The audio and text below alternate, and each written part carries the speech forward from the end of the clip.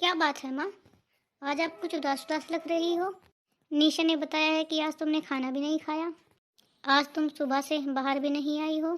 क्या बताऊं बेटा, बस तुम्हारी बहनों को लेकर थोड़ी सी परेशान हूँ। चिंता हो रही है उनकी। तेरी मझली बहन ने अपने मकान का मुहूर्त निकलवाया है अगले हफ्ते, तो उसने मुझे फ़ोन किया था कि भैया को भेज देना। अब बेटा मैं ये सोच रही थी कि तुझे बताऊं तो कैसे बताऊं। अरे माँ, तो इसमें चिंता करने वाली कौन सी बात है? तुम मुझे ये बात कल शाम को भी तो बता सकती थी, तुम्हारी थोड़ी चिंता कम हो जाती। अरे बेटा बस क्या करूं, मैंने तो बहू के डर से नहीं बताया। अब जब तू वहां जाएगा तो तुझे शगुन भी तो लेकर जाना पड़ेगा, और फिर सबके कपड़े गहने सामान कुछ तो लेकर ही जाना पड़ेगा तुझे वहां पर। अरे माँ, तो आप क्यों चिंता करती हो? जो कुछ भी लेकर जाना होगा आप तुम मुझे बता देना, मैं लेकर चला जाऊंगा। हाँ हाँ बेटा, ज़रूर बता दूंगी। एक तू ही तो है जो मेरे दिल की बात समझ लेता है। तेरे पापा के जाने के बाद तो मैं बिल्कुल अकेली हो गई हूँ। एक तू ही तो है मेरा सहारा, जिसे मैं अपने हर दुख सुख की बात बता सकती हूँ। अपनी 4 बहनों का इकलौता तू ही तो भाई है।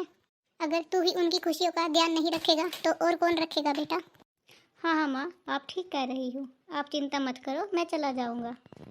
अरे निशा, कहाँ हो? जी मैं यहाँ किचन में हूँ, क्या काम था? क्या निशा, तुम भी सारा दिन इधर उधर लगी रहती हो?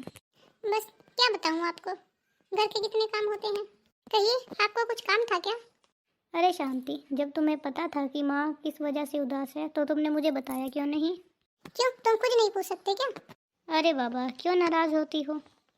तुम्हें किस बात की नाराजगी है, तुम भी बताओ। आपके पास सबके यहाँ जाने के लिए टाइम है और हर किसी के लिए पैसे निकल आते हैं, लेकिन जब मेरी और मेरे बच्चों की बात आती है तो आप कहते हो कि पैसे खत्म हो गए हैं। आपने पिछले 2 साल से मुझे ना तो एनिवर्सरी पर कोई गिफ्ट दिया है और ना ही बर्थडे पर। मैं पिछले 4-5 सालों से वही अपनी पुरानी साड़ियाँ ही पहन रही हूँ। आपसे तो इतना भी नहीं होता कि चलो एक साड़ी ही दिला दें। अरे शांति, क्यों नाराज होती हो? 2 महीने बाद हमारी एनिवर्सरी आ रही है, तो तुम 2 साड़ियाँ ले लेना। बहू, तेरे पास क्या साड़ियों की कमी है? अरे तेरी अलमारी में एक से एक साड़ियाँ लगी पड़ी हैं। आप रहने भी दो माँ जी, जब भी मैं इनसे कुछ बात कहती हूँ तो आप हर बार बीच में टपक जाती हो।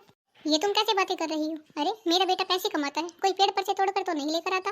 हाँ हाँ, जब मेरी बारी आती है तभी कमा कर लाता है, लेकिन जब घर वालों की बारी आती है तब तो जैसे कोई अलादीन का चिराग निकल आता है इनके पास। अरे हम तो कहीं बाहर घूमने भी नहीं जा सकते, कहीं एक समय बाहर का खाना भी नहीं खा सकते। तो कौन मना करता है तुम्हें बाहर खाना खाने के लिए? घूमो फिरो, जो मन करता है वो खाओ। हाँ हाँ, अब तो आप यही कहोगे। हम तो इसलिए नहीं जाते कि इनका बजट बिगड़ जाता है फिर एक दिन के चक्कर में। इन पर एक अकेली जान पर कितने लोगों की जिम्मेदारी है ये आप कभी नहीं समझ सकती। 4-4 बहनों का अकेला पुगाते हैं। पुगाएगा क्यों नहीं, आखिर 4 बहनों का इकलौता भाई जो है, और फिर भाई का फर्ज होता है कि अपनी बहन की हर खुशी में शामिल हो। जब तक माँ बाप रहते हैं तब तक माँ बाप करते हैं, लेकिन जब माँ बाप नहीं रहते तो भाई को ही उनको माँ बाप का सुख देना होता है। इसीलिए तो मैं तुम्हें भी कहती हूँ कि तुम्हारी सिर्फ 2 ही बेटियाँ हैं, एक बेटा और कर लोगी तो क्या चला जाएगा तुम्हारा। अरे कल को जब तुम नहीं रहोगे तो कम से कम तुम्हारा बेटा तुम्हारी बेटियों की तो देखभाल करेगा। हाँ हाँ माँ जी, क्यों नहीं, 2 बेटियों की तो परवरिश हमसे अच्छे से होने ही रही है, और आप चाहती हैं कि हम एक बेटा और कर लें। हम अपनी दोनों बेटियों को तो अच्छे से परवरिश दे नहीं पा रहे हैं, तो हम बेटे को कैसे दे पाएंगे? अरे हमारे पास तो अपनी बेटियों के लिए ही समय नहीं बचता। अपनी बेटियों को ही हमने एक एक चीज के लिए तरसते हुए देखा है। बहू तुम तो ऐसे कह रही हो जैसे मेरे पोती को कुछ खाने पीने को ओढ़ने पहनने को मिलता ही नहीं है।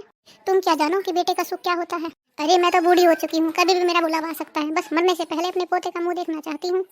आपकी इस एक इच्छा को पूरी करने के लिए हमें कितना सैक्रिफाइस करना पड़ेगा, ये बात का जानती भी हैं आप? देखो बेटा, मेरा तो बस तुम्हें फर्ज था कहने का, आगे जैसी तुम्हारी मर्जी। आखिरकार तुम्हारी 2 बेटियां हैं, कल को जब तुम नहीं रहोगे तब तुम्हारी बेटियों को सहारा कौन बनेगा? करनी तो तुम्हें अपने मन की ही है, तुम्हारे जो दिल में आए सो करो।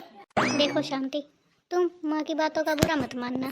तुम्हें पता है माँ की उम्र हो चली है। हाँ हाँ, तुम्हारी माँ की तो उम्र हो चली है, लेकिन फिर भी वो ताने मारने से बाज नहीं आती। अरे तुम्हारी तनख्वाह ही कितनी है? तुम्हारी तनख्वाह में तुम्हारी 4-4 बहनों का 30 त्योहार हो जाए वो भी बहुत है। तुम्हारी इतनी तनख्वाह में घर खर्च का चलाना मुश्किल हो जाता है। अरे हम अपनी दोनों बेटियों को किस मुसीबत से पढ़ा रहे हैं ये तुम तो अच्छी तरह से जानते हो ना। और इतना सब होने के बावजूद तुम चाहते हो कि मैं एक बार और माँ बनूं, एक बेटे को जन्म दूं। अगर भगवान को हमें औलाद देनी ही होती तो हमें वो पहले 2 बेटियां ही क्यों देता? उनमें से एक बेटी भी तो दे सकता था। आपकी सैलरी में से तो मैं अपनी बेटियों की भविष्य के लिए कुछ बचा भी नहीं पाती हूँ। आपकी आधी सैलरी में हमारा घर और बाकी की आधी सैलरी में आपकी बहनों का ही पूरा हो पाता है। शांति, अब मैं तुम्हें कैसे समझाऊं? कि जब से मैंने होश संभाला है तब से मैंने सिर्फ अपनी जिम्मेदारियां ही संभाली है। तुम्हें पता है कि तुम मेरी चारों बहनें मुझसे बड़ी हैं।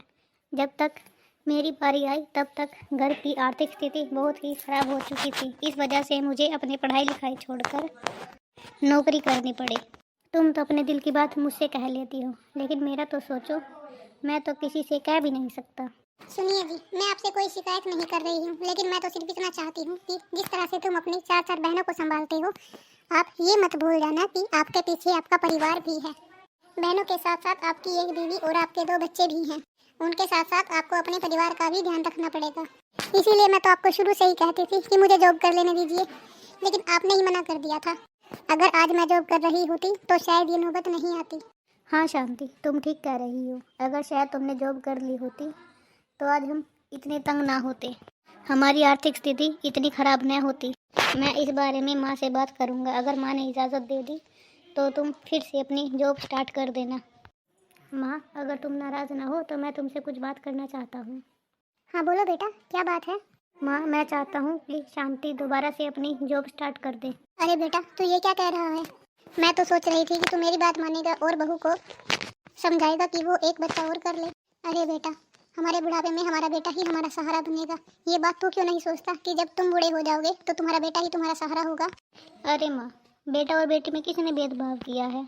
आज के समय में तो बेटा और बेटी दोनों एक समान हैं। माँ जी, अगर मैं जॉब कर भी रही हूँ तो इससे आपको क्या परेशानी है?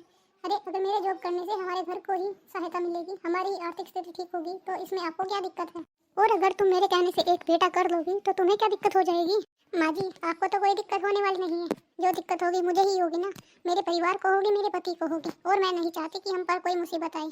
और वैसे भी आज के समय में बेटा बेटी में कोई भेदभाव नहीं करता है। जो सेवा बेटा करता है वही सेवा बेटी भी कर सकती है। और इस बात की क्या गारंटी है कि अगर हम एक बार और प्लानिंग कर ले तो हमें तीसरा बेटा होगा? अगर बेटी हो गई तो हम इतने भी बेवकूफ़ नहीं है माँ जी कि बेटे की चाह में बेटियों की लाइन लगा दें। तुम कहना क्या चाहती हो बहू? क्या हमने बेटे की चाह में लाइन लगाई है? माँ जी, मैं आपको कुछ नहीं कहना चाहती। मैं तो बस इतना कहना चाहती हूँ कि बच्चे 2 ही अच्छे, चाहे दोनों बेटे हो चाहे दोनों बेटी हो, या एक बेटा एक बेटी हो। आज के समय में तो अगर 2 बच्चों की परवरिश ही बहुत अच्छे से हो जाए तो वो भी बहुत बड़ी बात होती है।